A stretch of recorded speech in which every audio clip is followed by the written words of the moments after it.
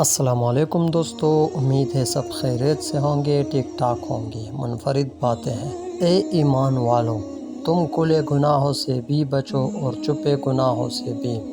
منافق لوگ جہنم کے سب سے نچلے تہہ میں ہوں گے۔ عورت مرد کے لیے بمنزلہ لباس اور زینت ہے۔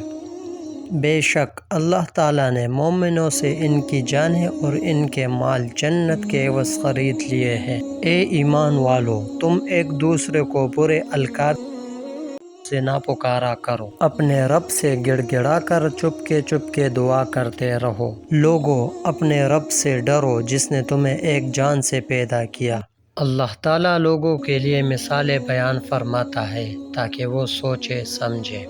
البتہ اللہ سے ڈرتے رہو اور یہ جان رکھو کہ اللہ انہی لوگوں کے ساتھ ہے جو اس کی حدود توڑنے سے پرہیز کرتے ہیں۔ خیال نہ کرنا جو لوگ خدا کی راہ میں شہید ہوئے ہیں وہ مردہ ہیں، بلکہ وہ ہمیشہ زندہ ہے اور اپنے پروردگار سے رزق حاصل کرتے رہتے ہیں۔ جو شخص اپنے اہل و عیال کے لیے محنت اور زحمت کرے اور مشقتیں اٹھائے، اس مجاہد کی طرح ہے جو خدا کی راہ میں جہاد کر رہا ہو۔ ہمیشہ انصاف کی بات کرو، چاہے تمہارا کوئی عزیز ہی کیوں نہ ہو۔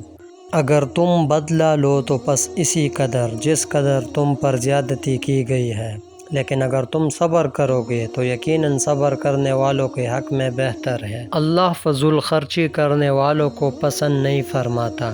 جو شخص بھی کوئی عمل کرتا ہے اس کا ذمہ دار وہ خود ہے۔ اللہ تعالی ہمیں اس پر عمل کرنے کی توفیق عطا فرمائے، آمین۔